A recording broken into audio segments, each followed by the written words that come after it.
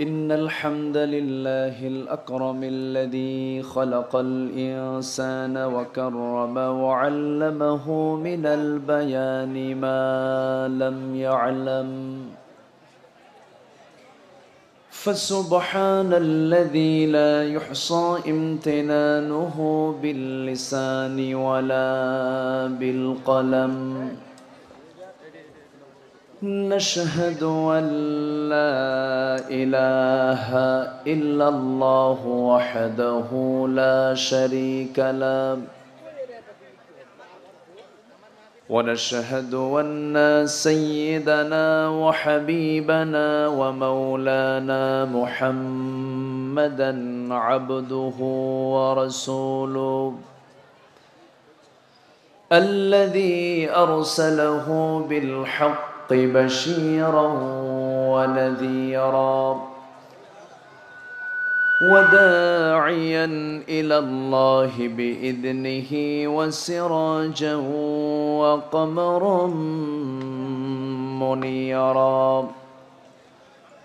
فقد قال الله تعالى في كلامه المجيد وفرقانه الحميد: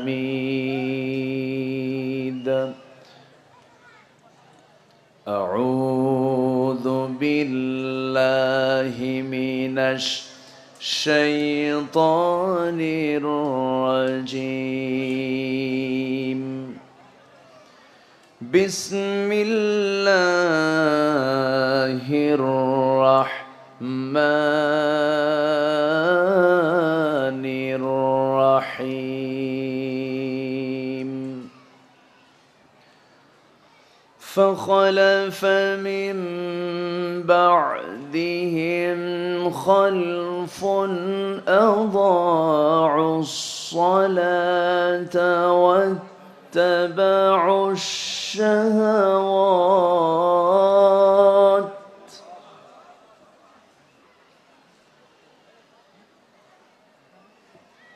واتبعوا الشهوات فسوف يلقون غيا.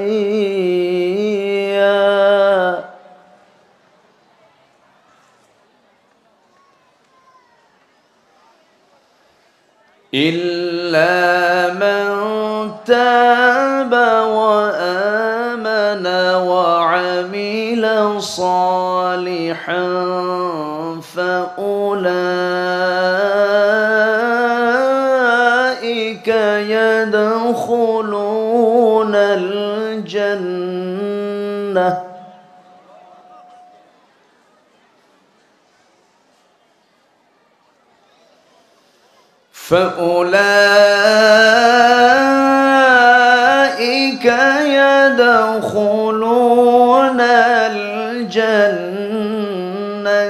ولا يظلمون شيئا.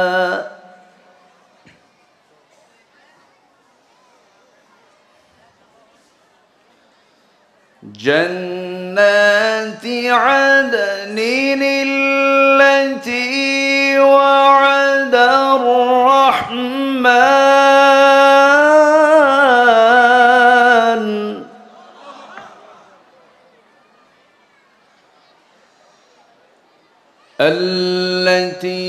وعد الرحمن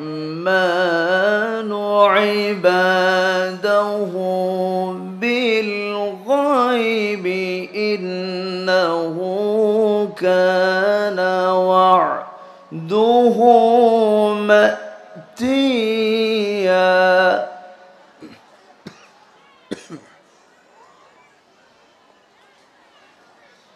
لا يسمعون فيها لغوا إلا سلاما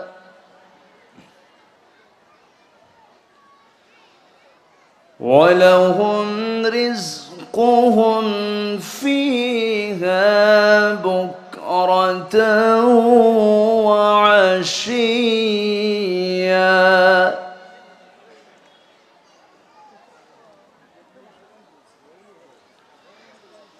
الله أكبر بسم الله الرحمن الرحيم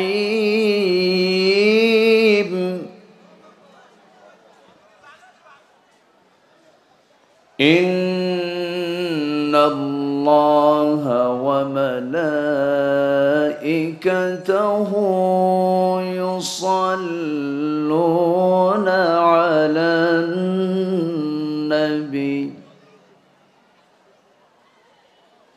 يا أيها الذين آمنوا صلوا عليه وسلموا تسليما اللهم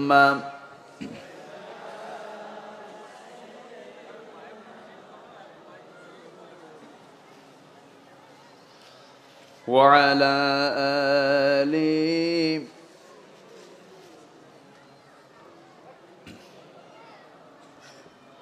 একটু মহব্বত দিয়ে নবীর প্রেমে মাতোয়ারা হয়ে জবান খুলে জোরালো কণ্ঠে সবাই বলুন আল্লাহুম্মা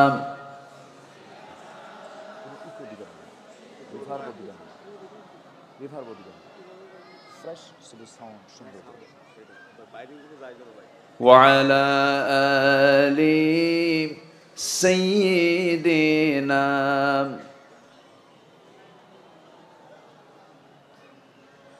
তায়েফের কথা ভেবে কাঁদে শুধু দুনয়ন এমন দরদি পেতে কাঁদে মন অনুক্ষণ কাঁদে মন অনুক্ষণ ওহদে দাঁত হারা আহমদ যখন লৌহ মাখা কিয়ামতে উঠবে তখন জিহাদ না করে কিভাবে দেখাবে তুমি চাঁদ চেহারা রূপে ওয়াতুল আল্লাহুম্মা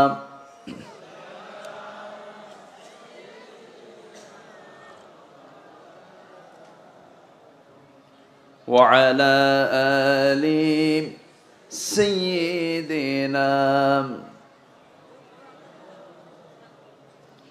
সবাই বলুন বালাগাল উলা বিকামালিহি কাশাফাত তুজা বিজামালিহি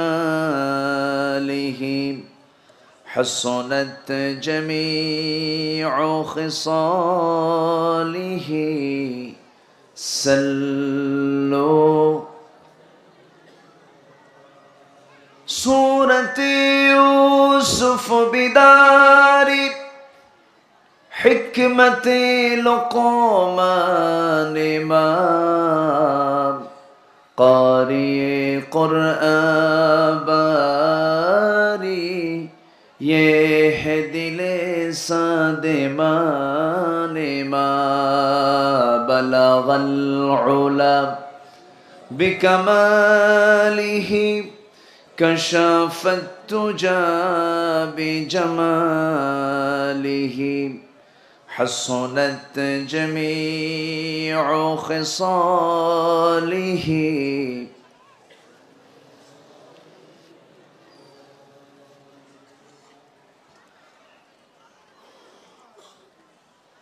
যশোর জেলার কেশবপুর উপজেলার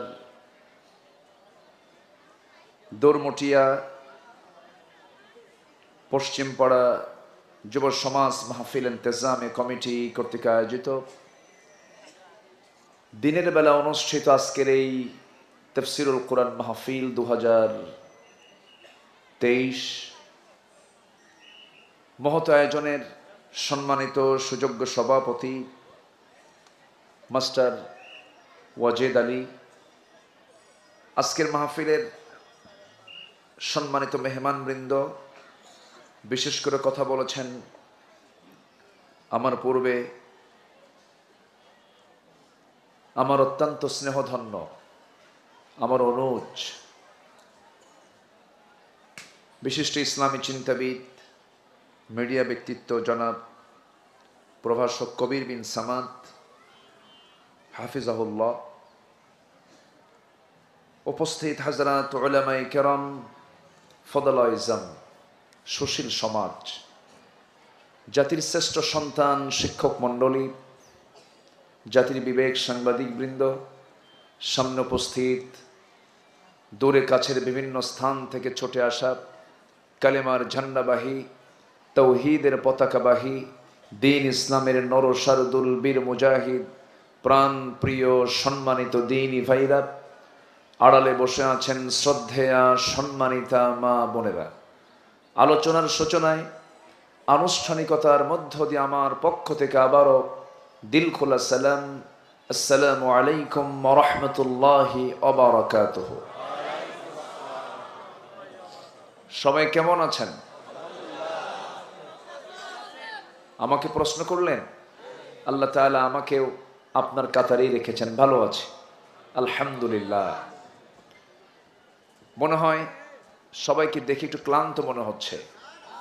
দুপুরের খাবার খেয়েছেন তো নাকি? না, সবার হয়নি খাওয়া। হ্যাঁ, সময়টা তো এরকমই, হয়তো একটু আগে খেয়েছেন। তো যাই হোক, আমি খুব যে বিরক্ত করব তাও না, যতক্ষণ আছি আমাকে সময় দেওয়া যাবে তো ইনশাআল্লাহ? সবাই থাকতে রাজি আছি তো? জোরে বলি ইনশাআল্লাহ।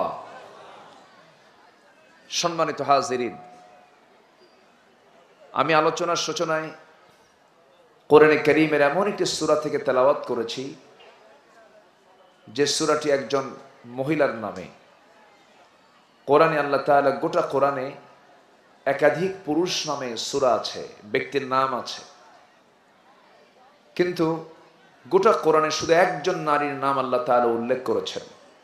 তাছাড়া কোন নারীর নাম সরাসরি উল্লেখ নেই, তবে তাদের ইতিহাসটা আছে।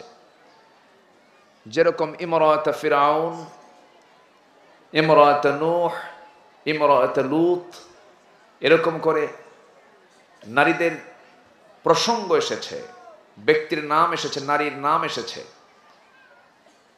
পরিচয় এসেছে, কিন্তু সরাসরি তার নামটা উল্লেখ করা হয়নি। শুধুমাত্র একজনের নামে আল্লাহ তাআলা সূরার নামকরণ পর্যন্ত করেছেন। তিনি হচ্ছেন ভাগ্যবতী সেই নারী, তিনি হচ্ছেন মারিয়াম বিনতে ইমরান আলাইহিস সালাতু ওয়াস সালাম। আল্লাহ তাআলা এই মহিলার নামটা কোরআনে কোট করেছেন। আসিয়ার নাম আসে নাই, খাদিজার নাম আসে নাই, তারপরে আয়েশার নাম আসে নাই, এরকম কোন মহিলা সাহাবীর নাম অথবা মহিলা বিশেষ বিশেষ যারা নারী ছিলেন তাদের নাম আসে নাই, কিন্তু আল্লাহ তাআলা এই মহিলার নামটা উল্লেখ করেছেন। কেন? এর কারণ হলো আল্লাহ তাআলা তার গর্ভে একটা সন্তান দিয়েছিলেন, কিন্তু তার স্বামী ছিল না। কি ছিল না বলেন? স্বামী ছিল না। এখন স্বামী ছাড়া যে সন্তানটা হচ্ছে, এটা কি স্বাভাবিক কোনো প্রক্রিয়া না কার কুদরত? আসতে বলবেন না, কার কুদরত? আল্লাহর কুদরত। এখন যে সন্তানটা পৃথিবীতে এসেছেন, তিনি পরিচয় বহন করবেন বাবার না মার? বলেন, বাবার পরিচয় না মার পরিচয়? মার পরিচয়। এই জন্য মাকে লাগবে, তাছাড়া তার ছেলের পরিচয়টা তিনি কিভাবে দিবেন? এই জন্য আল্লাহ তাআলা ঈসা আলাইহিস সালাতু ওয়াস সালাম তার ছেলে, তার পরিচয়টা দিয়েছেন ঈসা ইবনু মারইয়াম। ঈসা ইবনু মারইয়াম, পৃথিবীতে শুধু একজন আল্লাহর গোলাম তার নামের শেষে মার নামটা যোগ করেছেন। তাছাড়া পৃথিবীর প্রতিটি মানুষ, মুসলমানের দায়িত্ব হচ্ছে তার নামের সাথে কার নাম যুক্ত করা? বাবার নামটা যুক্ত করা। সম্মানিত ভাইয়েরা, এই জন্য আল্লাহ তাআলা এই মহিলার নামটা কোরআনে উল্লেখ করেছেন। সেই সূরা মারিয়াম থেকে আমি কিছু কথা বলতে চাচ্ছি। আল্লাহ যেন আমাকে সুন্দরভাবে, যেইভাবে বলা দরকার, আমলের নিয়তে যেন আমাকে বলার এবং আপনাকেও শোনার তৌফিক দান করেন। একটু জোরে বলি আল্লাহুম্মা আমিন। সম্মানিত উপস্থিতি, আমরা এমন একটি সময় এখানে উপস্থিত হয়েছি যে সময় বিশ্বের বিভিন্ন প্রান্তে আমরা লক্ষ্য করছি বিভিন্ন বিপর্যয়, এবং বিভিন্ন প্রাকৃতিকভাবে আসমানি বিভিন্ন বালা মুসিবতের সম্মুখীন হচ্ছে পৃথিবী। বিশেষ করে শুনেছেন আপনারা, দুটা দেশ সবচাইতে বেশি আক্রান্ত হয়েছে। একটা হলো তুরস্ক, আরেকটা কি সিরিয়া। এই দুটা দেশে চরম মাত্রায় এবং দীর্ঘমেয়াদী যে ভূমিকম্পটা হলো, এর ফলশ্রুতিতে হাজার হাজার বাড়িঘর এবং লাশের স্তূপে পরিণত হয়েছে। সরকারি হিসাব অনুযায়ী যে সংখ্যা দেওয়া হয়, তার চাইতে মৃত্যুর হার কম হয় না বেশি হয়? বেশি হয়। অনেক প্রাণহানি হয়েছে, অনেকেই দুনিয়া থেকে বিদায় নিয়েছেন। কিন্তু এই যে আল্লাহ তাআলা ভূমিকম্প দিচ্ছেন, জমিনটাকে নাড়ায় ফেলছেন, যখন কিয়ামত হবে তখন কি ভূমিকম্প হবে না? তাহলে এই ভূমিকম্প হবে একদিন চরমভাবে। তার আগাম কিছু ইঙ্গিত যে আল্লাহ দিচ্ছেন, এর মধ্যে আমাদের শিক্ষা নেওয়ার কিছু আছে না নাই? আসতে বলবেন না, আছে না নাই? ভূমিকম্প হওয়ার কি কারণ? ভূমিকম্পের কারণগুলো কি? বিজ্ঞানীরা প্লেট খোঁজে, জমিনের অবস্থান খুঁজে, ভাবে যে এটা কেমন করে ভূমিকম্পটা আসলো। কিন্তু শরীয়তের দৃষ্টিকোণ থেকে ভূমিকম্প হওয়ার কারণটা কি, গজব নাজিরের কারণগুলো কি, এটা কোরআনে আছে না নাই? হাদিসে আছে না নাই? শুনবো না ইনশাআল্লাহ? আমরা শুনবো, জোরে বলি ইনশাআল্লাহ। সম্মানিত উপস্থিতি, কোরআন এমন একটি কিতাবের নাম, আপনি এখান থেকে দূরে চলে যাবেন, বিপদে পড়ে যাবেন। কোরআনটাকে আঁকড়ে ধরবেন, আপনার কোনো বিপদ হবে না। জোরে বলি সুবহানাল্লাহ, জোরে বলি সুবহানাল্লাহ। কোরআন ছাড়বো মুসিবত, কোরআন ধরবো মুসিবত নাই। আল্লাহু আকবার। কিন্তু দুঃখজনক হলেও সত্য, এখানে হাজার মানুষ বসে আছেন। যদি প্রশ্ন করা হয় কোরআনটাকে কয়জন ভাই সহি করে তেলাওয়াত করতে পারেন, সবার হাত কি উঠবে? আসতে বলবেন না, উঠবে? কি বাব্বা? এই যাবো, বসো। যদি বলা হয় কোরআন সহি করে, যে সূরা ফাতিহা নামাজে না পড়লে নামাজই হবে না, সূরা ফাতিহাটা সহি করে সবাই পড়তে পারেন, সবার কি হাত উঠবে? উঠবে না। কিন্তু দুইয়ে দুইয়ে কত হয়? পাঁচে পাঁচে কত হয়? 10, দশে দশে কত হয়? 20। এখানে কি কারো বুঝতে সমস্যা আছে? নাই। তাহলে যোগ বিয়োগ, গুণন ভাগ, সংখ্যা, এগুলো আমরা সবাই জানি। কিন্তু জান্নাত পেতে হলে নামাজের দরকার, আর নামাজকে সহি করতে গেলে কোরআনকে কি করা দরকার? সহি করা দরকার। কোরআন সহি করে পড়ার মতো সবাইকে হাত তুলতে পারবো? পারবো না। তাহলে এটা আমাদের সফলতা না ব্যর্থতা? এই ব্যর্থতার পিছনে দায়ী কে? বলেন। শুধু নিজ না, ব্যাপার আছে, কথা আছে। আমার কবির ভাই তো খুব গরম মানুষ, তো অনেক লম্বা সময় একদম তেজোদ্দীপ্ত মঞ্চ বানিয়ে ফেলেছিলেন। আমি একটু ঠান্ডা মাথায় কথা বলছি, একটু যেন আপনার সিনাই যেন থেকে যায় কথাগুলো। হ্যাঁ, এত জোরে বলতে হবে তোমার? হ্যাঁ, আচ্ছা। সম্মানিত ভাইয়েরা, তাহলে যেই তেলাওয়াত না করলে আমার নামাজ হচ্ছে না, সব শেখার আগে 2 2 4 এটা জানার আগে আমাদের কোরআনকে জানার দরকার ছিল না? ছিল কিনা বলেন?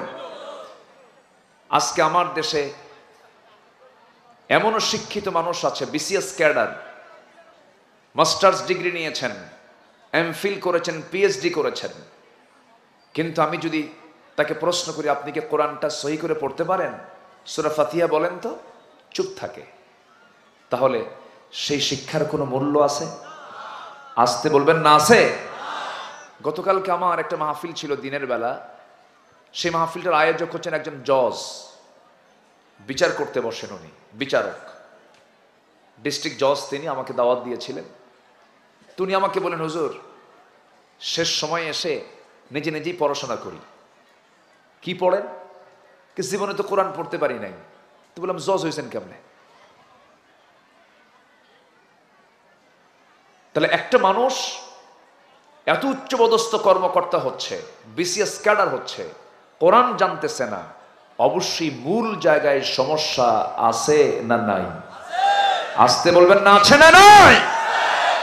আচ্ছা, কোরআন জানলে, কোরআন বুঝলে, দিন জানলে, দিন বুঝলে, বেনামাজি, চোর, অসৎ যারা নেতা, ওদের দিন ফুরে যাবে। আসতে বলেন কেন? তাহলে শিক্ষার ভিতরে কিছু ঘাবলা আছে না নাই? আছে। শিক্ষার পদ্ধতিতে সমস্যা। একটা মুসলিম দেশের বৈশিষ্ট্য হওয়া উচিত ছিল, সে সব শিক্ষায় অর্জন করবে, সে অঙ্ক জানবে, সে সাহিত্য জানবে, সে বিজ্ঞান জানবে, সে কলার সাবজেক্টগুলো জানবে, আর্টস জানবে, সায়েন্স জানবে, কমার্স জানবে, সোশ্যাল সায়েন্স জানবি, সব কিছু সে জানবি। কিন্তু সব জানার আগে প্রত্যেকটা সিলেবাসে কোরআনটাকে বাধ্যতামূলক করতে হবে, কোরআন শিক্ষাকে বাধ্যতামূলক করতে হবে। সব শিক্ষার পাশাপাশি কোরআনটাকে সামনে রেখে দিতে হবে। একটা সন্তান ডাক্তার হবে, ডাক্তারের পাশাপাশি সে দিনের বিষয়গুলো জেনে গেল। একজন ছাত্র ইঞ্জিনিয়ার হবে, ইঞ্জিনিয়ারিং পাসটাও তার হয়ে গেল, কোরআনের মূল যে জ্ঞানগুলো তারও সে অর্জন হয়ে গেল। কিন্তু এই সিস্টেম কি আমার দেশে আছে নাকি? আসতে বলবেন না, আছে নাকি? নাই। এমনও আছে, মাস্টার্স ডিগ্রি নিয়েছি, যদি প্রশ্ন করা হয় ওজুর ফরজ কয়টা, বলে 11টা। ওজুর ফরজ কয়টা? 4টা। আর বাকি যে সব বেশিগুলো এলে কি? বিশেষ পরীক্ষায় প্রশ্ন আসে, পৃথিবীতে সবচেয়ে কোন ক্রিকেটার বেশি উইকেট পেয়েছে, কোন বোলার বেশি উইকেট পাওয়া, সেই বোলারের নামটা কি? এটা হলো বিসিএস ভাইভা প্রশ্ন। এটা করা দরকার আগে ছিল না? মুসলিম হিসেবে আগে দরকার ছিল। কোরআনে কারীমে কোন মহিলার নাম শুধু একবার এসেছে, একটা মহিলার নাম, সে মহিলার নামটা কি বলো তো? সূরা ফাতিহাটার ভিতরে কয়টা আয়াত আছে? সহি করে তেলাওয়াত করো তো। যদি এই জাতীয় যদি প্রশ্নগুলো যদি প্রত্যেকটা জায়গায় করা হতো, জাতি 16 আনা কোরআন শিখতে পারত। ঠিক কি না? এরকম কোনো বিষয় আছে? এরকম কোনো প্রসঙ্গ আছে? বরঞ্চ প্রশ্ন করে, নামাজ পড়েন? হ্যাঁ। কি 7 দিনে 1 দিন না 5 ওয়াক্ত? কে 5 ওয়াক্ত? তাহলে আপনি তো মৌলবাদী। কথা কি বুঝতেছেন?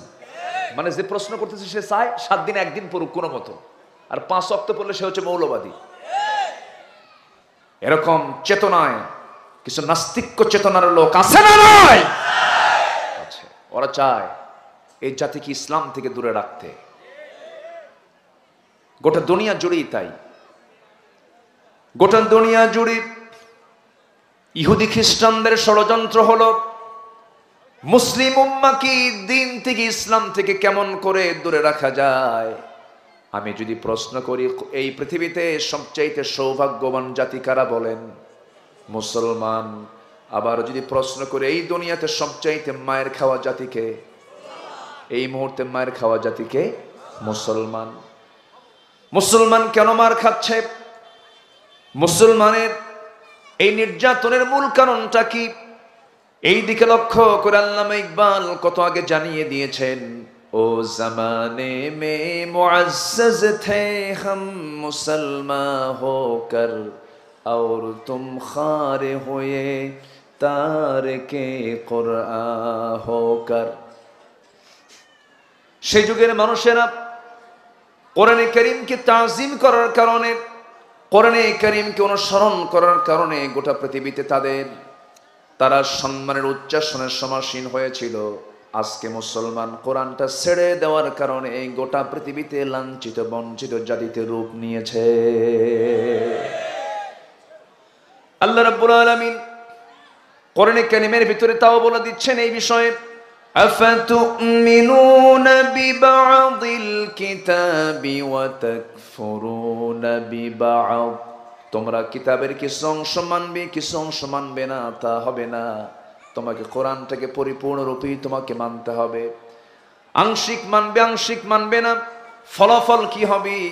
ইল্লা খিজিয়ুন ফিল হায়াতিদ দুনিয়া, দুনিয়ার জিন্দেগিতে লাঞ্ছনা নেমে আসবে, দুনিয়ার জিন্দেগিতে লাঞ্ছিত হয়ে যাবে। ও হুয়া ফিল আখিরাতি মিনাল খাসিরিন, আখিরাতের জিন্দেগিতে ক্ষতিগ্রস্তদের অন্তর্ভুক্ত হয়ে যাবে। এই জন্য আমরা ইসলামটাকে, কোরআনটাকে আমরা আংশিক মানবো না পুরোপুরি মানবো? আংশিক মানবো না পুরোপুরি মানবো? সমাজে দু শ্রেণীর মুসলমান। একটা শ্রেণী, কিছু মুসলমান আছে নামাজও পড়ে, সুদের কারবারও করে। আছে নাকি? আছে, আছে। নামাজও পড়ে, জিনার কাজেও লিপ্ত হয়ে যায়, হারাম কাজেও লিপ্ত হয়ে যায়। নামাজ পড়ে, মানুষের সম্পত্তিও মেরে খায়। আমার বন্ধুগণ, ইসলামকে মানতে গেলে অনেকে ব্যালেন্স করে ইসলামটাকে মানতে চায়, কিছু ইসলাম কিছু দুনিয়া। এইরকম করে ইসলাম মানার কোনো সুযোগ নাই। ইসলাম মানতে হলে নিজের মর্জি মতো জানলে হবে না, নিজের মর্জি মতো মানলে হবে না।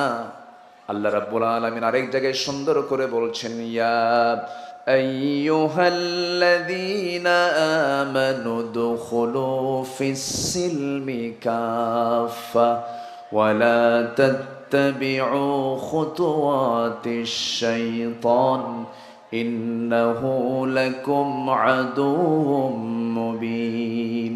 জোরে বলুন আল্লাহু আকবার। ইসলামের ভিতরে পরিপূর্ণরূপে দাখিল হয়ে যাও। আংশিক ঢুকবে, আংশিক ঢুকবে না, তা হবে না। আবু জেহেলও তা আংশিক মানতে চেয়েছিল। আবু জেহেল মোহাম্মদ আমার রাসূলকে ডাক দিয়ে বলছে, মুহাম্মদ বিন আব্দুল্লাহ দিকে আসো, তোমার বংশ এক, আমার বংশ এক। ঘুম থেকে উঠলে তুমি আমাকে দেখো, আমি তোমাকে দেখি। আমাদের মধ্যে গন্ডগোল রাখার কোনো দরকার নাই। তোমার ধর্ম 6 মাস থেকে যাক, আমার ধর্ম 6 মাস থেকে যাক। তুমি আমার ধর্মকে বৈধতা দিয়ে দাও, আমি তোমার ধর্মকে বৈধতা দিয়ে দিচ্ছি। এই কথা শোনার সঙ্গে সঙ্গে রাসূল বলছেন, চাচা যে প্রস্তাব দিয়েছেন এই প্রস্তাবটা মানা সম্ভব নয়। সঙ্গে সঙ্গে রাসূল সূরা কাফিরুন শোনায় দিলেন। যারা পারেন ঠোঁট মিলিয়ে বলুন, কুল ইয়া আইয়ুহাল কাফিরুনা লা আ'বুদু মা তা'বুদুন ওয়ালা আনতুম আবিদুনা মা আ'বুদ ওয়ালা আনা আবিদুম মা আবাদতুম ওয়ালা আনতুম আবিদুনা মা আ'বুদ লাকুম দীনুকুম ওয়ালিয়াদিন। জোরে বলুন আল্লাহু আকবার। তোমরা যারা গোলামি করো আমি তার গোলামি করি না, আমি যারা গোলামি করি তোমরা তার গোলামি করো না। তোমার দিন তোমার কাছে, আমার দিন আমার কাছে। আবু জেহেলের সমাজের বৈশিষ্ট্য ছিল, আবু জেহেল যে সমাজটা পরিচালনা করতে, সেই সমাজে সুদ ছিল, মদ ছিল, জেনা ছিল, জুয়া ছিল। এটা তো আমাদের সমাজে নাই। আসতে বলে, আছে না নাই? তাহলে মদ, জুয়া, জেনা, সুদ, এটা কি মুসলিম সমাজের বৈশিষ্ট্য না আবু জেহেলের সমাজের বৈশিষ্ট্য? তাহলে আমাদের সমাজে এগুলো আছে না নাই? এগুলো কারা চালায় বলেন? এই আচ্ছা, তাহলে আমি যে প্রশ্ন করছি, বিরক্ত হচ্ছেন নাকি আপনারা? মদ, জুয়া, জেনা, সুদ, এই 4টা কাজ আবু জেহেলের সমাজে প্রচলিত ছিল। আজকের সমাজে এগুলো আছে না নাই? চালাচ্ছে কারা? আবু জেহেলরা। নাম কি আবু জেহেল আছে? ওরা মসজিদে যায় না? মাঝে মাঝে মসজিদে যায় না? যায়। টাকা থাকলে হজেও যায়, মসজিদও বানায়, মাদ্রাসাও বানায়, আবার মদের বোতল নিয়েও বসে থাকে, সুদের কারবারও করে। ওরা ভাবে আল্লাহ খুশি থাক, শয়তানও বেজার না হোক। আছে না নাই বলেন? আচ্ছা, ওই চোরের মতো এক চোর গেছে কোরবানির আগের জুম্মায় মসজিদে নামাজ পড়তে। তো আগের জুম্মায় তো খতিব সাহেব কোরবানি নিয়ে আলোচনা করবেন। তো কোরবানির তাৎপর্য নিয়ে এমন ওয়াজ করছে, চোর মনে মনে চিন্তা করতেছে এত বড় সোয়াব কোরবানির, আমাকে কোরবানি দিতে হবে, প্রয়োজনে চুরি করে হলেও। কথা বলছেন নাই? হ্যাঁ। তো কোরবানির গরু সে চুরি করার জন্য গেছে, চুরি করে আনতেছে। শেষ রাতের দিকে মসজিদের সামনে দিয়ে যায়। ইমাম সাহেব ফজর নামাজ পড়ার জন্য তিনি ওযু বানাবেন, বাইরে বের হয়েছেন, দেখেন যে কে যেন হাতে গরু নিয়ে আসতেছে। ইমাম সাহেব বলছে, কি ব্যাপার, এত গভীর রাতে ফজরের সময় তুমি হাতে গরু নিয়া কোন জায়গা থেকে আসতেছে? হুজুর, আপনার জন্যই তো এই ঘটনা ঘটলো। কেন? আমি জুমার নামাজ গত সপ্তাহে পড়ছি আপনার পিছনে, আপনি কোরবানির উপরে যে আলোচনা করেছেন, কোরবানির যে তাৎপর্য নিয়ে আলোচনা হয়েছে, আমার মনে হলো এই বড় সওয়াবের কাজকে আমার বাদ দেওয়া যায়, এই জন্য কোরবানিটা দেবো বলে গরুটা চুরি করে আনতেছি। ইমাম বলতেছে, আমি কি তোমাকে চুরি করে কোরবানি দিতে কইছি? তা বলেন নাই, কিন্তু আমি একটা হিসাব মিলাইছি। কি হিসাব? আপনি কোরবানির যে সওয়াবের ব্যাপারে কথা বলেছেন, এ তো বিশাল সওয়াব, অপরন্ত সওয়াব, আর আমার চুরি করার একটা গুনাহ। তো চুরি করার গুনাহ আর কোরবানির সওয়াব, অন্তত যদি আমার সওয়াব না হয়, প্লাস মাইনাস মাইনাস, মাঝখান দিয়ে আমার গোশত খাওয়া তো বোনাস। আমার কথা কি বোঝা যায়? এরকম হিসাব কষা কিছু লোক আছে না নাই? আসতে বলবেন না, আছে না নাই? বলে যে সামনে তো রমজান আসতেইছে, রমজান মাসে আকাম কুকাম করবো না, এই মাসে যা কিছু সব কর। রমজান মাসের কদরের রাত্রে কি হুজুর কেমন দোয়া করতে বলবো, হাতে কিছু টাকা দিয়ে বলবো, হুজুর এমন দোয়া করবেন, দোয়ার ঠেলায় যেন জান্নাত পার হয়ে জাহান্নামে যাই, যা তুই জাহান্নামে। এইরকম চেতনা নিয়ে জান্নাত পাওয়া যাবে না। আগে তাগুতকে ছাড়তে হবে, আগে পাপকে ছাড়তে হবে, আগে সমস্ত খারাপ কাজ বন্ধ করতে হবে জীবন থেকে, সমাজ থেকে দূর করতে হবে এগুলোকে। ভালো কাজ করতে গেলে খারাপ কাজের সংমিশ্রণে যাওয়া যাবে না। নামাজ না পড়ে কি জান্নাত পাওয়া যাবে? অনেকে বলে, হুজুর নামাজ নাই আমার, কিন্তু ঈমান কি নাই? আছেন এরকম বলে না? এরকম বলার লোক আছে না নাই? যার নামাজ নাই তার কিছু আছে? আসতে বলে, তার কিছু আছে নাকি? তার কিচ্ছু নাই। আসুন আয়াতের দিকে আমি চলে যাচ্ছি। অনেক কথা আছে, আজান হবে মাঝখানে, কোনো টেনশন করবেন না। আমরা নির্দিষ্ট সময়ের চাইতে একটু পরে আমরা নামাজ পড়ব। জোরে বলি ইনশা আল্লাহ, জোরে বলি ইনশা আল্লাহ। নিরিবিলি একটা পরিবেশে বসে আছি, আমরা কথাগুলো একটু মনোযোগ দিয়ে শোনার চেষ্টা করছি। তাহলে ঈমান রক্ষা করতে হলে শুধু জিকির আজগার আর নফল নামাজ বেশি পড়লে হবে না, আমাকে গুনাহমুক্ত থাকতে হবে। আমাকে কি মুক্ত থাকতে হবে? গুনাহমুক্ত থাকতে হবে। পাপের কাছে যাওয়া যাবে না, পাপকে বর্জন করতে হবে। আল্লাহ রাব্বুল আলামিন বলছেন, বান্দা আমি তোর জন্য দুইটা রাস্তা খোলা রেখে দিয়েছি, একটা হলো জান্নাত আর একটা হলো জাহান্নাম। তুই কোনটায় যাবি তুই সিদ্ধান্ত নিবি। আমি কারণ আমি তোকে স্বাধীন করে দিয়েছি, আমি তোকে মুক্ত করে দিয়েছি। এই দুনিয়াতে তুই খারাপ কাজ করলেও তোকে কেউ কিছু বলবে না, ভালো কাজ করলেও কেউ তোকে ধরবে না। তবে বান্দা আমি কিন্তু একদিন ধরে ফেলবো।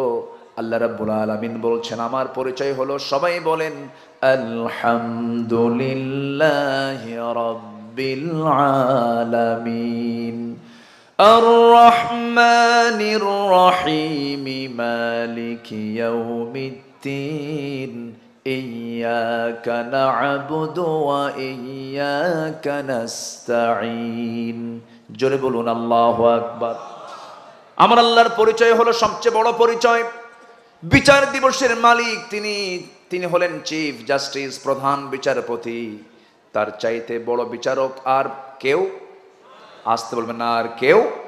তিনি আমার বিচার করবেন। আলাইসাল্লাহু বিআহকামিল হাকিমিন। তিনি আমার বিচার করবেন, তিনি আমার হাকিম। সে আল্লাহ বলছেন, বান্দারে এই দুনিয়াতে যত অপরাধ আছে এর মধ্যে সবচেয়ে বড় অপরাধ হলো যারা নামাজকে নষ্ট করবে। আমার বড় আফসোস হয়, এই দেশে মুসলমান বেশি না কম? কত পার্সেন্ট মুসলমান বলেন তো? 90% মুসলমান। কিন্তু এখন প্রশ্ন করি, যদি নামাজি বেশি না বেনামাজি বেশি? বলেন বলেন। বেনামাজি বেশি। বেনামাজি বেশি, নামাজি কম। এটা কি ভালো লক্ষণ না খারাপ লক্ষণ? খারাপ লক্ষণ। এখন মসজিদগুলো পাকা না কাঁচা? ইমানগুলো। আর আগে ছিল মসজিদ কাঁচা, ইমান পাকা। কিন্তু পাকা কোনটা হওয়া দরকার? ইমানটা পাকা হওয়া দরকার। মসজিদ হয়ে গেছে হাজার হাজার লক্ষ লক্ষ মসজিদ, কিন্তু মূল নামাজ ফজরে মুসল্লি খুঁজে পাওয়া যায় না। এমনও হয় মসজিদে মুসল্লি মোট 3 জন, একজন ইমাম, একজন মুয়াজ্জিন, একজন খাদেম। আমি কি ভুল বলতেছি? হ্যাঁ, ভুল বলতেছি আমি? মসজিদ পাকা করে আপনি কি করবেন? আমার ভাইয়েরা, মসজিদে মুসল্লি নাই, মাত্র 5% লোক নামাজ পড়ে। 90% লোকের, 90% মুসলমানের দেশ বাংলাদেশ। যেই দেশে 5% লোক নামাজ পড়ে, কিন্তু নামাজের জন্য বেড়ে যায়। নামাজ কেন পড়ে না, নামাজ কেন পড়ছে না? এর জন্য শাসন আছে না নাই? আসতে বলবেন না। ইসলামী রাষ্ট্রের জন্য শাসন আছে না নাই? আচ্ছা। দুনিয়াতে যদিও নামাজ না পড়ার জন্য বড় কোনো শাস্তির বিধান ইসলামে রাখে নাই, কিন্তু মরার পরে সবচেয়ে বেশি শাস্তি হবে, সবচাইতে প্রথম প্রশ্ন হবে কি নিয়ে বলেন? নামাজ নিয়ে প্রশ্ন হবে। আমার ভাইয়েরা, ইসলামে 3টা শাস্তি বড় ভয়ঙ্কর। এই পৃথিবীতে তার বেঁচে থাকার কোনো অধিকার নাই। নাম্বার 1 হলো আস-সাইয়্যিবুজ জানি। যে সমস্ত লোকগুলো বিয়ে করার পরেও যারা জেনা করে, তাদের পৃথিবীতে বাঁচার কোনো অধিকার নাই। নাম্বার 2 হলো কতলুন নাফস। অন্যায় করে কেউ যদি কাউকে হত্যা করে, তার বাঁচার কোনো অধিকার নাই। নাম্বার 3 হলো যারা আল্লাহর দিন থেকে যারা বিচ্যুত হয়ে যারা দূরে সরে আসবে, মুরতাদ যারা হয়ে যাবে, ইসলামকে বাদ দিয়েছে যারা, অন্যদিকে যারা চলে যাবে, তারা মুরতাদ। এই মুরতাদেরও পৃথিবীতে বেঁচে থাকার কোনো অধিকার নাই। এই 3টা শাস্তি, এই 3টা অপরাধের শাস্তি সবচেয়ে ভয়ঙ্কর। নামাজ ছেড়ে দেওয়ার শাস্তি কিন্তু দুনিয়াতে কম না হলেও, কিন্তু এই দুনিয়া থেকে বিদায় হওয়ার পর হাসরের ময়দানে প্রথম প্রশ্ন আল্লাহ বান্দাকে কি নিয়ে করবেন? আসতে বলবেন না, কি নিয়ে করবেন? নামাজ নিয়ে করবেন। কিন্তু নামাজ নিয়ে কি আজকে সমাজে কোনো কথা হয় নাকি? বড় বড় সম্মেলন হয়, বড় বড় সমাবেশ হয়, বহু নেতা কর্মী সেই জায়গায় চলে যায়। অক্ত পার হয়ে যাচ্ছে, আপনার নেতা আপনাকে নামাজের জন্য বলে না, আপনার নেতা আপনাকে নামাজের জন্য কোনো তাকিদ দেয় না। যে দল করতে গিয়ে নেতা আপনাকে নামাজের জন্য বলে না, সেই নেতা তো দুনিয়ার নেতা হতে পারে, সে তো আখিরাতের নেতা আপনার হতে পারে না। সে আপনার প্রকৃত বন্ধু নয়। যে জাহান্নাম থেকে বাঁচায় না, যে আপনাকে জাহান্নাম থেকে বাঁচানোর মাধ্যম হবে, সেই তো আপনার প্রকৃত বন্ধু হবে।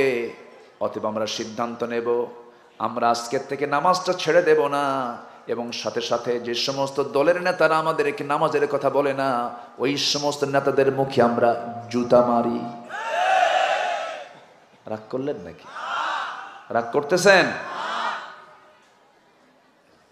সম্মানিত ভাইয়েরা, সম্মানিত বন্ধুগণ, যদি একটা প্রশ্ন করি, বলুন তো, আমার দেশে এই মুহূর্তে নেতা বেশি না কর্মী বেশি? ভালো করে কবেন। নেতা বেশি না কর্মী বেশি?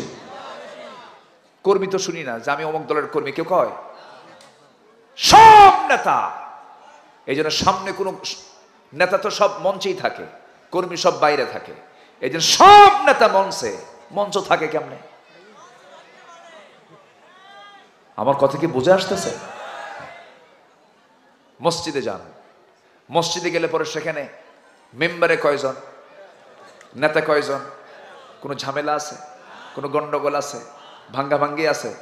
আচ্ছা, ইমাম যিনি নামাজ পড়াচ্ছেন, তার পেছনে সে যত দামি লোকটাই হোক না কেন, ইমাম রুকুতে গেছেন, ওই দামি লোকটা যদি কয় আমার সময় না, আমি সেজদায় গেলাম, কাম হবে? হবে কাম? ইসলাম নেতৃত্ব শিখায়, নামাজ নেতৃত্ব শিখায়। যেই নেতৃত্বে নামাজ নাই, সেই নেতৃত্বে আমরা নাই। কারা কারা হাত উঁচু করে দেখান মুসলমান?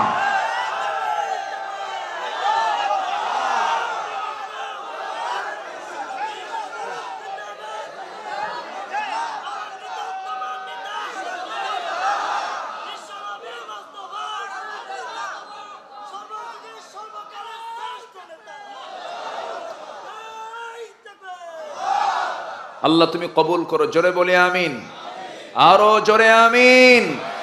নামাজ আছে যেখানে, নামাজ নাই যেখানে, ইসলাম আছে যেখানে, কোরআন হাদিস যেখানে, আল্লাহর দল যেখানে, দুনিয়ার দল যেখানে।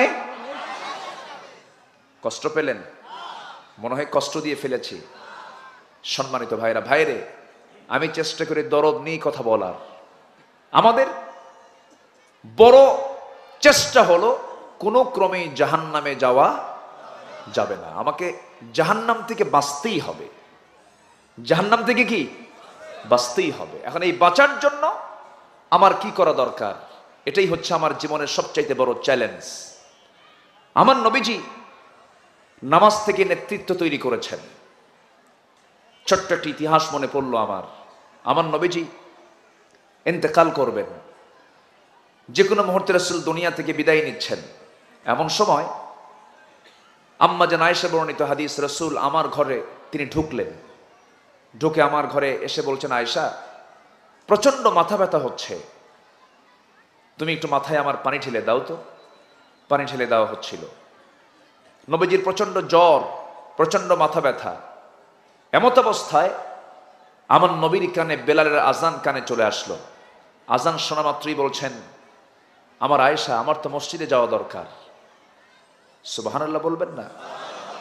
আমার তো মসজিদে যাওয়া দরকার। আজান শুনলি কোথায়? জোরে বলেন কোথায়? মসজিদ। এটা হচ্ছে ইমানদারের লক্ষণ। আজান শুনেছি, বেলাল তো আজান দিল, কিন্তু আজকে আমি উঠতে পারছি না। আয়েশা আমাকে একটু ধরো তো। ধরে ধরে ওঠার চেষ্টা করলেন, কিন্তু আমার নবীজি মুখ থুবড়ে পড়ে যাচ্ছেন বারবার। আম্মা জান আয়েশা বলেন, ইয়া রাসূলুল্লাহ, আপনার উঠতে পারবেন না মনে হয়, বিশ্রাম দরকার আপনার। রাসূল বলছেন, আয়েশা রে, বুঝতে পেরেছি আমার জামাতে নামাজ আর হবে না মনে হয়, আমি আর জামাতে নামাজ পড়তে পারবো না। তুমি আমার প্রিয় সাহাবী, আমার বন্ধু, তোমার বাবা আবু বকরকে বলে দাও সেজন্য আমার মুসাল্লায় দাঁড়ায়া আমার দায়িত্বটা পালন করে। আজান শেষ হয়ে গেল, সাহাবায়ে কেরাম অপেক্ষার প্রহর গুনছেন, রাসূল কখন আসবেন। সময়টা ঘনিয়ে যাচ্ছে, নবীজির আগমন হয় না। এমন সময় আম্মা জান আয়েশা যখন জানিয়ে দিলেন, আমার নবীর মুসাল্লায় যখন সাইয়েদনা আবু বকর যখন দাঁড়িয়ে গেছেন, সঙ্গে সঙ্গে সাহাবায়ে কেরাম হাউমাউ করে কান্নাকাটিতে ভেঙে পড়ল। সাহাবায়ে কেরাম কাঁদতেছি। সাহাবায়ে কেরামের কান্নার কারণ হলো, আহারে আমার নবীজি, যার পেছনে সারা জীবন নামাজ পড়লাম, সেই নবীজি আজকে নাই। ইমাম যখন নতুন হয়ে এসেছে, বুঝতে পেরেছি নবীর পেছনে বুঝে আমাদের নামাজের কিসমতে জুটবে না। এই চিন্তা মাথায় নিয়া সাইয়েদনা আবু বকর সিদ্দিক রাদিয়াল্লাহু তাআলা নামাজ পড়াচ্ছেন, কিন্তু তার চোখে পানি টলমল করছে। নবীজি নামাজ পড়তেছেন, কিন্তু আমার নবীজি আম্মা জান আয়েশার ঘরের ভিতরে বলছেন, আয়েশা, আমার সাহাবীরা তো নামাজ পড়তেছে, আমার সাহাবীরা কেমন করে নামাজ পড়ে, আমাকে একটু ধরো তো, আমাকে জানালার কাছে একটু নিয়ে যাও। জানালার কাছে তাকে শক্ত করে ধরে যখন সেই ফাঁকার জায়গা যখন তাকে দাঁড় করে রাখানো হলো, শক্ত করে আম্মা জান আয়েশা ধরে আছেন। আবু বকর সিদ্দিক রাদিয়াল্লাহু তাআলা তেলাওয়াত করছেন, নামাজের মধ্যে নামাজ শুরু হয়ে গেছে, সাহাবায়ে কেরাম কাঁদতেছেন। নবীজির সাহাবীদের নামাজ দেখে তিনিও কান্না ভেঙে পড়ছেন। নবীজির চোখ বেয়ে বেয়ে টপ টপ করে পানি পড়ছে। নবীর চোখের পানি দেখে আম্মা জান আয়েশা বলছেন, ইয়া রাসূলুল্লাহ, সাহাবীরা তো নামাজ পড়ে, আপনার চোখে পানি কেন, আপনি কেন কাঁদতেছেন? তারা তো নামাজ পড়ছে, এটা তো দুঃখের কোনো কারণ নয়। রাসূল বলছেন, আয়েশা রে, আজকে আমার সাহাবীরা সুন্দর করে কাতারে কাতারে নামাজ পড়তেছে। আয়েশা, তুমি কি জানো এই নামাজ পড়তে গিয়ে কাফেররা আমাকে কত টর্চার করেছে? এই নামাজ আদায় করতে গিয়ে মক্কার কাফির মুশরিকরা, আমি যখন রুকুতে চলে গেছি, উতবা, শাইবা, মুগীরারা আমার পিঠের উপরে উটের পচা নাড়িভুড়ি চাপায়া দিয়েছে, মুখ থুবড়ে আমি জমিনে পড়ে গেছি। আমার সাহাবীরা নামাজ পড়তে গেছে, হাতের মধ্যে তারা মূর্তিগুলো ঢুকায় দিয়েছে। এই নামাজ কায়েমের আন্দোলন করতে গিয়ে, তায়েফের ময়দানে দাওয়াত দিতে গিয়ে মার খেতে খেতে আমার রক্ত রঞ্জিত হয়েছে। এই নামাজ কায়েমের সংগ্রাম করতে গিয়ে আমার বন্ধু আবু বকর রক্তাক্ত হয়ে মক্কার মাটিতে সেন্সলেস হয়ে পড়েছে। আমার বেলালকে মারতে মারতে গোটা শরীরটা জখম করে দিয়েছে, আমার খাব্বাবকে মারতে মারতে পিঠের চামড়া তুলে দিয়েছে, ইয়াসারকে 2 টুকরা করে দুনিয়া থেকে বিদায় করে দিয়েছে। ওরে আয়েশা, এই নামাজ কায়েমের সংগ্রাম করতে গিয়ে উহুদের ময়দানে দেখো নাই যে দুটা দাঁত আমার নাই, 2টা দাঁত আমার কাফের মুশরিকরা ভেঙে দিয়েছে। এই নামাজ কায়েমের সংগ্রাম করতে গিয়ে খন্দকের প্রান্তরে কোদাল দিয়ে মাটি খনন করতে গিয়া, পরীক্ষা খনন করতে গিয়া আমার যে কোমরটা কুঁজো হয়েছে, আজ পর্যন্ত আয়েশা আমি কোমর সোজা করে দাঁড়াতে পারি না। এই নামাজ কায়েমের সংগ্রাম করতে গিয়ে এত কষ্ট এত ত্যাগ স্বীকার করেছে। সেই সুন্দর একটা মুহূর্ত আমি দেখতে পাচ্ছি, আমার সাহাবীরা 5 ওয়াক্ত নামাজ কি সুন্দর করে জামাতে পড়ছে। এই সুন্দর দৃশ্য দেখে আমার চোখে পানি এসেছে। এটা আমার দুঃখের পানি নয়, এটা আমার চরম আনন্দের পানি। আমার নবীজি এই কথা বলেই বলছেন, আয়েশা মনে হয় বাঁচবো না, দুনিয়া থেকে বিদায় নিয়ে যাব, মনে হয় মরে যাব। তুমি আমার কলিজার টুকরা ফাতিমাকে একটু ডেকে আনো তো। ফাতিমার কথা যখন বলা হলো, ফাতিমা রাদিয়াল্লাহু তাআলা আনহা নবীর সামনে হাজির হয়ে গেলেন। ফাতিমার চক্ষু দুটি লাল হয়ে গেছে, কাঁদতে কাঁদতে বেকরার হয়ে যাচ্ছেন। রাসূল বাঁচবেন না। রাসূল বলছেন, ফাতিমার এই দিকে কাছে আসো। কানের মধ্যে মুখ ঢুকায় বলছেন, ফাতিমা তোমার কান্নার কারণ নাই। দুনিয়ার জিন্দেগিতে তুমি আমার যেমন কাছাকাছি ছিলা, আমি কবরের মাটিতেও তুমি আমার সঙ্গে কাছাকাছি থেকে যাবে, মানে আমার পরেও তোমার মৃত্যু হয়ে যাবে। মানুষ মৃত্যুর কথা শুনলে পরে টেনশন করে, কিন্তু ফাতিমার মুখে হাসির ঝিলিক দেখা দিল না। না, আমার আব্বা চলে যাচ্ছেন, আমিও দুনিয়া থেকে বিদায় নেব, কাছাকাছি থেকে যাব। আমার নবীর পরে বলছেন, আয়েশা আমি মনে হয় দুনিয়া থেকে বিদায় নিয়ে নেব, তুমি আমার জন্য দেখো তো মেসওয়াক টানতে পারো নাকি, মালাকুল মউত যে কোনো মুহূর্তে আমার কাছে চলে আসবে। মুখটা কেমন যেন একটু গন্ধ গন্ধ মনে হচ্ছে। মেসওয়াকের জন্য যখন বলা হলো, সহিহ হাদিস, আম্মা জান আয়েশা বর্ণিত হাদিস, তিনি নিজে উঠতে পারলেন না। তার ভাই আব্দুর রহমানকে ডাক দিয়ে বলছেন, ভাই আব্দুর রহমান একটা মেসওয়াক এনে দাও তো। মেসওয়াক এনে দেওয়া হলো। মেসওয়াকের আগায় শক্ত দেখে আম্মা জান আয়েশা মেসওয়াকটা কি চাবায়া চাবায়া নরম করে দিলেন। মেসওয়াকের আগায় কিছু থুতু জমা হয়ে গেল।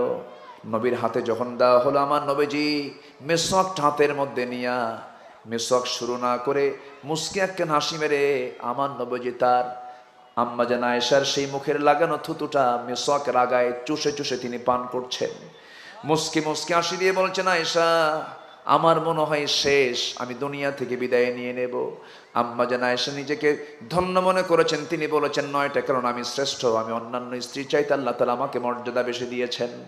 এর মধ্যে অন্যতম কারণ হলো আমার নবীজি তার জীবনের শেষ খাবার খেয়েছেন, আমি আয়েশা আমার মুখের লালা। আমার নবীজি মিসওয়াক সম্পন্ন করলেন। মিসওয়াক সম্পন্ন করে মৃত্যুর জন্য প্রস্তুতি নিচ্ছিলেন। এমন সময় বলছেন, আয়েশা আমি মনে হয় দুনিয়া থেকে বিদায় নিয়ে নেব। একটা কথা তোমাকে বলে যাচ্ছি, আমার পরিবারের জন্য কিছু বলবো না, আমি কারো জন্য কিছু বলবো না, আমার গোটা বিশ্বের সকল উম্মতের জন্য আমি একটা মেসেজ দিয়ে যাচ্ছি। আয়েশা এই হাদিসটা তুমি সবাইকে জানায় দেবে। আমি নবীজি আমার জীবনের শেষ মুখ থেকে আমার লাস্ট কথা হলো, আসসালাত আসসালাত আইমা মালাকাত আইমানুকুম, আমার উম্মতরা যেন কখনো 5 ওয়াক্ত নামাজ না ছেড়ে দেয়। বুকটা পড়ে যায়। আমার দেশের সকল নামের আগে মোহাম্মদ লাগানো, কিন্তু সেই বান্দাগুলো নামাজ পড়ে না। আজান হয়ে যায়, বাজারে মানুষের অভাব নাই, মসজিদের লোক নাই। ফজরের আজান হয়ে যায়, মসজিদটা ফাঁকা পড়ে থাকে, আবাদ নাই মসজিদে। আমার বন্ধুগণ, সন্তান স্কুলে যায় না, বা সন্তানকে বাপ মা কত শক্ত শাসন করে, কিন্তু সন্তানগুলো নাক ডেকে ফজরের সময় ঘুমাচ্ছে, কিন্তু বাপ মার কোনো চাপ নাই। এমন পরিবার কম না বেশি? আসতে বলবেন না, কম না বেশি? এই জন্য সবার আগে ব্যক্তি, পরিবার, সমাজ, সব জায়গায় সবার আগে হুকুমটা চলবে কিসের হুকুম? আসতে বলবেন না, কিসের হুকুম বলেন? প্রত্যেকটা পরিবারের দায়িত্বশীল আছে না নাই? তার দায়িত্বের সম্পর্ক প্রশ্ন করা হবে। এই জন্য আমরা আমাদের সন্তানকে, আমাদের জীবনকে আমরা নামাজ দিয়ে ধন্য করব। জোরে বলি ইনশাআল্লাহ। নামাজ পড়বো কয় ওয়াক্ত? আসতে বলবেন না, কয় ওয়াক্ত? আল্লাহ রাব্বুল আলামিন বলছেন, শোনো, সূরা মারিয়ামের 59 নম্বর আয়াতে আল্লাহ রাব্বুল আলামিন বলছেন, বান্দা শোনো, তোমরা যদি এই 2টা অপরাধ যদি বেশি করে ফেলো, এই দুইটা অপরাধ যদি তোমাদের জীবনে যদি হয়ে যায়, আমি তোমাদেরকে শুধু জাহান্নাম দেব না, জাহান্নামের গর্তের মধ্যে শক্ত করে আমি তোমাকে ঢুকায় রাখবো। আল্লাহ রাব্বুল আলামিন বলেন, ফাখালাফা মিন বা'দিহিম খালফুন আদাউস সালাতা ওয়াত্তাবাউশ শাহাওয়াতি ফাসাউফা ইয়ালকাউনা গায়্যা। আল্লাহ রাব্বুল আলামিন বলেন, ওই সমস্ত বান্দাকে আমি জাহান্নামের গর্তের মধ্যে ঢুকাবো। একটা গর্ত আছে, সেই গর্তের নাম হলো গাই নামক গর্ত। সেই গর্তটা এত ভয়ঙ্কর গর্তের নাম, যে গর্তটাকে দেখে জাহান্নাম পর্যন্ত ভয় পায়, এমন ভয়ঙ্কর গর্ত সেই জাহান্নামের গর্ত, গাই নামক গর্ত। সেই গাই নামক গর্তের মধ্যে আল্লাহ রাব্বুল আলামিন সেই সমস্ত বান্দাকে ঢুকাবেন। এক নাম্বার হলো যারা দুনিয়ার জিন্দেগিতে যারা নামাজকে নষ্ট করেছে। নামাজ কি করেছে? নষ্ট করেছে। নামাজ ছাড়বো না পড়বো, আসতে বলে, নামাজ ছাড়বো না পড়বো। সবাইকে নামাজ পড়তে রাজি আছেন? নামাজ পড়তে রাজি আছেন? 5 ওয়াক্ত নামাজ পড়বেন কার? একটু হাত তুলে দেখান তো দেখি, আরো জোরে আমিন। নামাজ, এই অপরাধ করলে, নামাজ না পড়লে আল্লাহ তাআলা ওই গাই নামক ভয়ঙ্কর গর্তের মধ্যে ঢুকায় দিবেন। নাম্বার 2 হলো ওয়াত্তাবাউশ শাহাওয়াত, যারা নফসের দাসত্ব করবে, নফস যা চায় তাই যারা করবে, তাদেরকে আল্লাহ তাআলা সেই গর্তের মধ্যে ঢুকাবেন। তাফসীরে কুরতুবীর মধ্যে আরো 6টা শ্রেণীকে বলা হয়েছে, এই 6টা শ্রেণীও তারা জাহান্নামের সেই গর্তের মধ্যে ঢুকবে। নাম্বার 1 হলো যে সমস্ত জেনাকার জেনা করতে করতে পাকা হয়ে গেছে, ও কেউ আল্লাহ তাআলা জাহান্নামের গর্তের মধ্যে ঢুকাবেন। নাম্বার 2 হলো যে মদ্যপায়ী মদ পান করতে করতে মদকে জায়েজ মনে করে, আছে না নাই বলেন? আসতে বলবেন না, আছে না নাই? আছে। নাম্বার 3 হলো যে সুদখোর, সুদের কারবার করতে করতে সুদটাকে জায়েজ মনে করে, সুদের কারবার করতে করতে পাকা সুদখোর হয়ে গেছে। নাম্বার 4 হলো যে সন্তান পিতামাতার প্রতি সুন্দর আচরণ করে না, তাদের খেয়াল রাখে না, এমন সন্তান তো বাংলার জমিনে নাই। বসেন, আজান হয়েছে মনে হয় না? দেরি আছে তো? তো নড়াচড়া করছেন কেন? বসে নাই যে, ওঠে কেন? কি করব? চালাবো চালাবো চালাবো? কাউকে উঠতে দিবেন না, কাউকে উঠতে দিবেন না।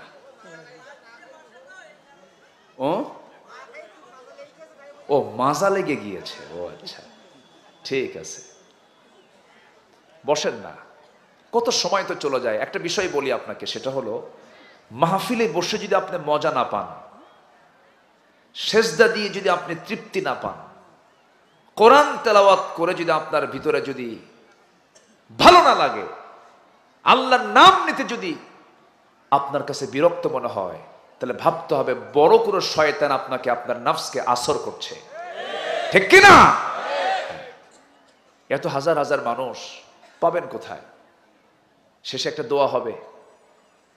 ভূমিকম্পের কারণ তো বলেই নাই, বলছি একটু মিলাই দেই। একটা ওয়াজ শুরু থেকে শেষ পর্যন্ত মনোযোগ দিয়ে শুনতে হয়। শ্রোতা হতে হবে লাস্ট ক্লাস না first class? First class. First class শ্রোতার বৈশিষ্ট্য হলো শুরু থেকে শেষ পর্যন্ত ক্লাসে থাকা। আলহামদুলিল্লাহ বলে থাকেন। এই যে ইনি তো মাস্টার মানুষ, শিক্ষক মানুষ, উনি বোঝেন। একটু বসেন। সম্মানিত ভাইয়েরা, জাহান্নাম কি কেউ পেতে চাই? তাহলে কি পেতে চাই বলেন? কি পেতে চাই বলেন? জান্নাতটা কত দূরে আছে? হ্যাঁ, কাছাকাছি। তাহলে কেমনে যাবেন বলেন? প্রশ্ন করে ফেললাম। জান্নাতটা কাছে না তো। জান্নাত হচ্ছে আল্লাহর ঘরের সাথে। জোরে বলে সুবহানাল্লাহ। আল্লাহর ঘর কি এই পাড়া ওই পাড়া? আল্লাহর ঘরে গিয়েছিলেন, আল্লাহর আরশ আজিমে গিয়েছেন একজন মানুষ, তিনি হচ্ছেন মুহাম্মদ সাল্লাল্লাহু। পৃথিবীর কোন বিমানে চড়ে? কার ফ্লাইটে? আসতে বলে কার ফ্লাইটে? তাহলে জান্নাতে যেতে হবে কার ফ্লাইটে চড়ে? আল্লাহর ফ্লাইটে চড়ে। এই লিনে যেতে হবে অথবা সিজ্জিনে যেতে হবে। সিজ্জিনে যাব না, আমরা এই লিনে যাব। জোরে বলি আল্লাহু আকবার।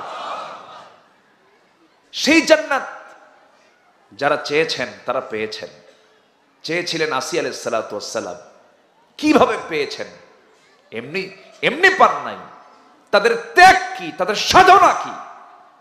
আমরা ভাবি ঠাকঠুক মেরে কয়েকটা সেজদা দেব, রমজান মাসে রোজা রাখবো, টাকা আছে হজে যাব, এই একটু মসজিদ মাদ্রাসা বানায়া দিয়া আল্লাহ আমারে জান্নাত না দিয়া যাবে কোথায়? এরকম কিছু লোক আছে না নাই? দেখেন জান্নাত কেমনে পাইতে হয়। মারিয়ামের নাম নিয়েছে, আরেকজন মহিলার নাম একটু নিচ্ছি, আসিয়া নাম। কি নাম? আসিয়া। কার বউ? বলেন কার বউ? দেখেন ফেরাউনের ঘরে থেকে তার ঈমান আছে না নাই? আছে। আর আজকে ফেরাউন না, শহীদুল ইসলামের ঘরে থেকেও ঈমান নাই, আছে না নাই? আছে। ফেরাউনের ঘরে থেকে তিনি ঈমানটাকে মজবুত রেখেছেন, ইসলাম কবুল করলেন। ফেরাউন বলল, আসিয়া শুনলাম তুমি নাকি মুসার দিন গ্রহণ করেছ। সঙ্গে সঙ্গে আসিয়া আলাইহিস সালাতু ওয়াস সালাম বলছেন, আমার স্বামী আপনি আমাকে যে কথাটা বললেন এটা ভুল কথা। মুসার দিন বলতে কোনো দিন না, দিন কোনো ব্যক্তির নয়, দিনটা কার? আল্লাহর। আমি আল্লাহর দিনটা গ্রহণ করে নিয়েছি। আপনি আমার স্বামী হন, আমি আপনার স্ত্রী হই। আমার যৌবন আপনার কাছে, আপনার যৌবন আমার কাছে। আপনি আমাকে ভালোবাসেন, আমি আপনাকে ভালোবাসি। সংসার জীবন গড়ে তুলেছি আমরা। আমি আপনার ভালোই চাবো, আমি আপনার আখিরাতটা ভালো চাই। এই জন্য আমি আপনাকে দাওয়াত দিচ্ছি, আপনি আল্লাহর দিনটা গ্রহণ করুন। ফেরাউন বলছে, আসিয়া শেষ পর্যন্ত তুমি মুসার দলেই চলে গেলে। আসিয়া বলছেন, মুসার দল বলতে কোনো দল নাই, আমি দল করি আল্লাহ তাআলার। যেরকম সুবহানাল্লাহ। মুসা হচ্ছেন আল্লাহর প্রেরিত পয়গম্বর, আমি তাকে নবী হিসেবে বিশ্বাস করে নিয়েছি, আল্লাহকে রব বানিয়েছি, এর বাইরে আর কোনো কিছুই করতে যাব না। সঙ্গে সঙ্গে ফেরাউন বলছে, আসিয়া শোনো, আমি তোমাকে একটা শক্ত কথা বলে দিচ্ছি। তুমি কি জানো এই গ্রহণটা করার কারণে, তুমি দিনটা মেনে নেওয়ার কারণে তোমার কি হতে পারে? আসিয়া আলাইহিস সালাতু ওয়াস সালাম শুধু মুস্কি হাসি মেরে বললেন, আমার স্বামী গো, এই পৃথিবীতে কোনো ভালোবাসা ওই ভালোবাসার সমকক্ষ হবে না যেই ভালোবাসা আমি বেসে ফেলেছি। কার সাথে? আল্লাহর সঙ্গে আমার মোহাব্বত হয়ে গেছে। যেরকম সুবহানাল্লাহ। কার সঙ্গে মোহাব্বত? আল্লাহর সঙ্গে মোহাব্বত হয়ে গেছে। ফেরাউন বলছে, আসিয়া শোনো, আমি কিন্তু তোমাকে দুনিয়া থেকে বিদায় করে দেব। আসিয়া আলাইহিস সালাতু ওয়াস সালাম মুস্কি মুস্কি হাসি মেরে বলছেন, আমার স্বামী, আমি জানি আপনি আমাকে চূড়ান্ত কথাও বলতে পারেন, আমার মুখ থেকেও চূড়ান্ত কথা আপনি শুনে নেন। আমি আপনাকে সম্মান রেখেই বলছি, আমি আপনার সঙ্গে বেয়াদবিও করে কোনো কথা বলছি না। কিন্তু দিন ঈমান এটা তো সম্পূর্ণ অন্য বিষয়, এই জায়গায় কোনো আপোষ চলবে না। আপনি আমাকে যেহেতু বলিয়ে ফেলেছেন, আমাকে মেরে ফেলবেন। আমার স্বামী, আমি আপনাকে জানিয়ে দিচ্ছি, আমি দুনিয়া থেকে হাসতে হাসতে বিদায়ী হব। আমার প্রতি অত্যাচারের মাত্রা যত বাড়বে, আমার ঈমানের পাওয়ার তত বেড়ে যাবে, আমার ঈমান তত মজবুত হয়ে যাবে। ফেরাউন চিন্তায় পড়ে গেল, হামানকে ডাকলো, মন্ত্রী পরিষদকে ডেকে পরামর্শ করে নিল। হামান বলে ফেললো, বুকের শত্রু বড় শত্রু, ঘরের শত্রু বড় শত্রু, এই শত্রু তোমার বড় ক্ষতির কারণ হয়ে যেতে পারে, একে দুনিয়া থেকে বিদায় করে দাও। চূড়ান্ত আকার আইন পাশ হলো, জল্লাদ রেডি হয়ে গেল। আসিয়া আলাইহিস সালাতু ওয়াস সালামকে দুনিয়া থেকে বিদায় করে দেওয়া হবে। একটা প্রশ্ন আমি আপনাদেরকে করতে চাই, ফেরাউনের বউ মানে ওই গোটা দেশের মধ্যে সেকেন্ড মানুষটাই হচ্ছে আসিয়া, ফার্স্ট লেডি, সামাজিক মর্যাদা, এরপরে তার সমস্ত স্ট্যাটাস, সব দিক থেকে আসিয়া ছিলেন সবার ঊর্ধ্বে। ফেরাউনের পরেই তার স্থান। কিন্তু আসিয়া আলাইহিস সালাতু ওয়াস সালাম সমস্ত দুনিয়ার মান মর্যাদা সবগুলোকে মাইনাস করে তিনি খুঁজে নিলেন জাহান্নাম না জান্নাত, জাহান্নাম না জান্নাত। আমার ভাইরা, আসিয়া আলাইহিস সালাতু ওয়াস সালামকে যখন সর্বশেষ কথা জানিয়ে দেওয়া হলো, আসিয়া তুমি কি করবে বলো? আসিয়া আলাইহিস সালাতু ওয়াস সালাম বললেন, হাসতে হাসতে দুনিয়া থেকে বিদায় নেব, আল্লাহর জান্নাতে চলে যাব।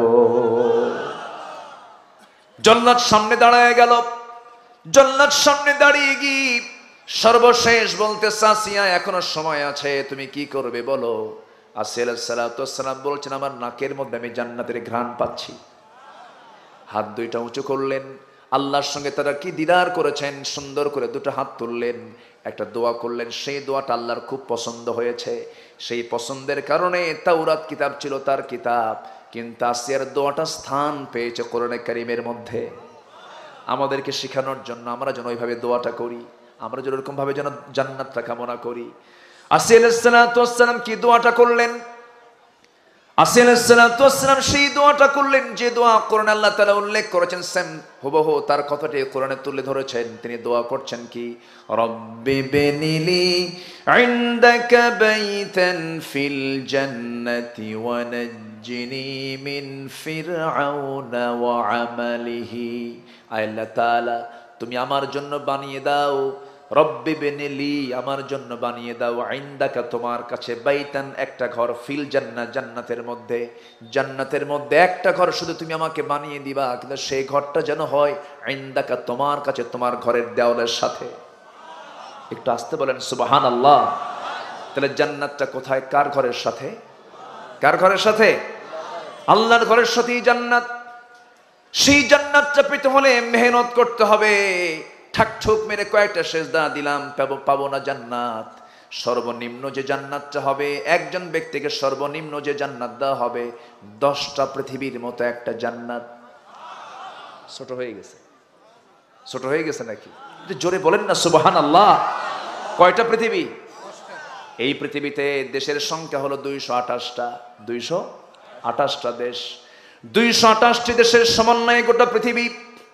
এর মধ্যে সুপার পাওয়ার আমেরিকা আছে, ভ্লাদিমির পুতিনের রাশিয়া আছে, দমোদর দাস নরেন্দ্র মোদীর ভারত আছে।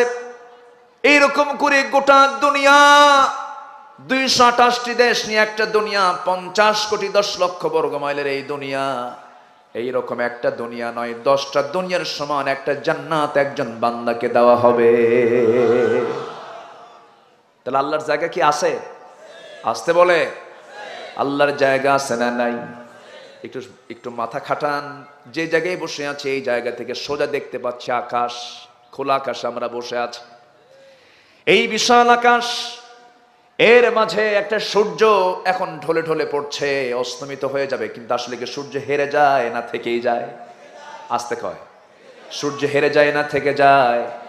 আরেক জায়গায় গিয়ে আলো দিচ্ছে। এখানে সন্ধ্যা হচ্ছে, আরেক জায়গায় সকাল হয়ে যাচ্ছি। সূর্য কোনোদিন অস্তমিত যায় না, সূর্য কখনো হেরে যায় না। এই সূর্য আমরা যে দেখতে পাই একটা প্লেটের মতো, শুধু প্লেটের মতো নয়। যেহেতু দিনের বেলা সবার মস্তিষ্কটা শার্প আছে, রাতের বেলা না। কতগুলো আপনারা একটু মাথায় নেওয়ার চেষ্টা করেন। এই সূর্যটা যদি আমার কাছে মনে হচ্ছে একটা প্লেটের মতো, কিন্তু না।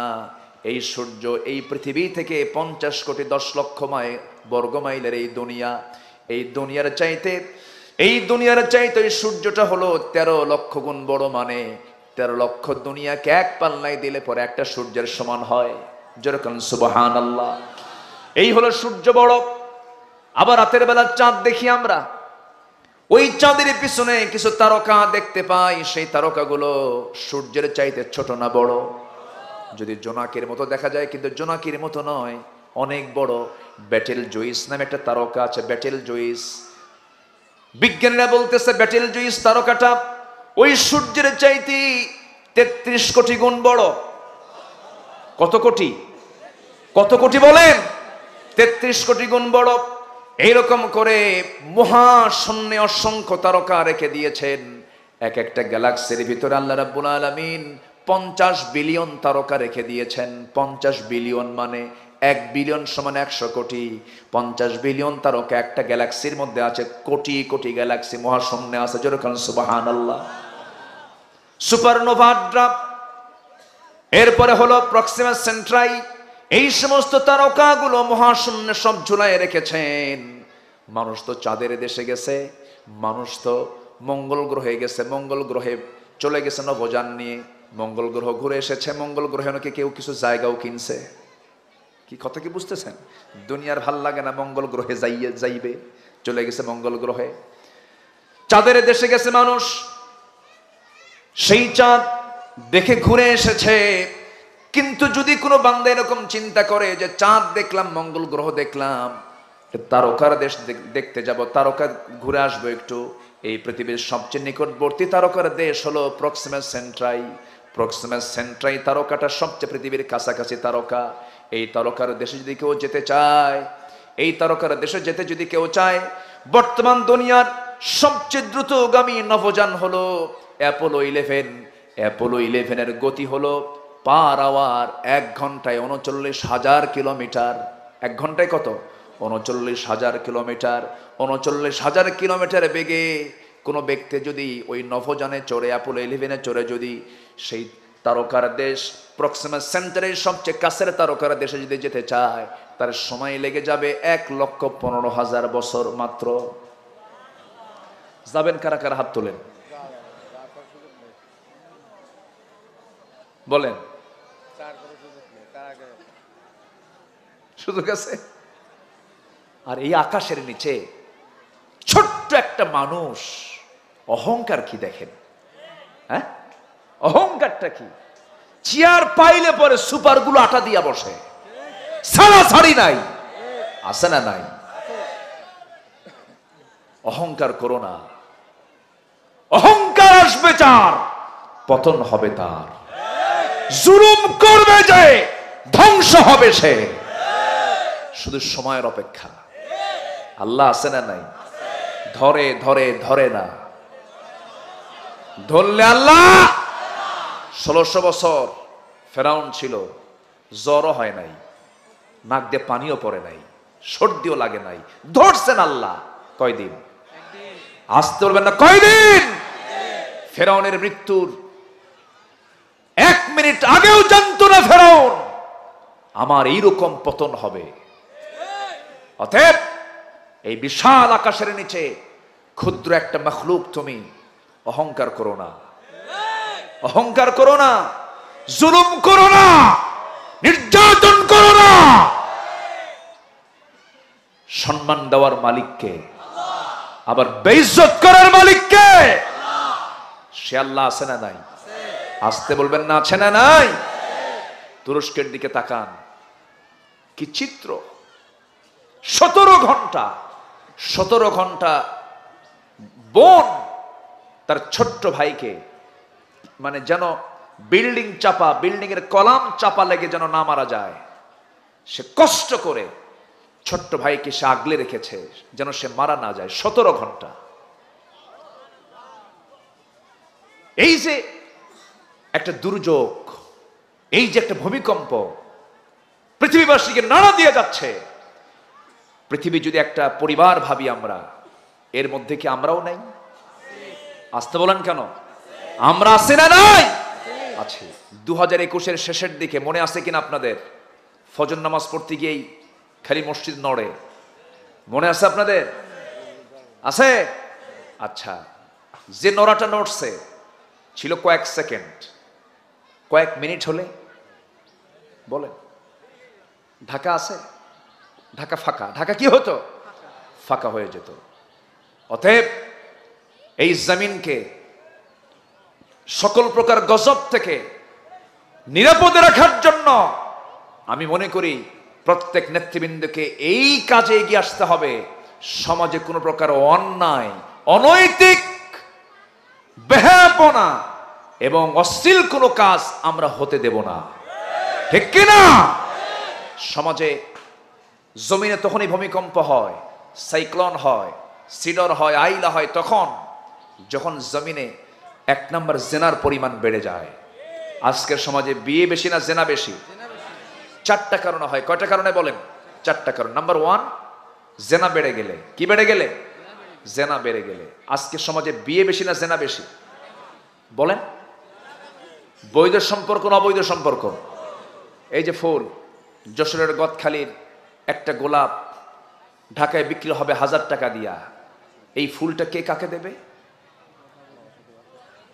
মগা মগিকে দেবে, টোনা টনিকে দেবে।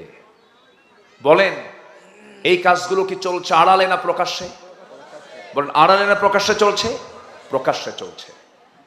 একটা ছেলে একটা মেয়ের সঙ্গে বসে আছে, একটা ছেলে একটা মেয়ে পাশাপাশি বসে গল্প করছে, এমনকি মেয়ের উরুতে মাথা রেখে পবিত্র অঙ্গন ক্যাম্পাসের সামনে ঘন্টার পরে ঘন্টা গল্প করে।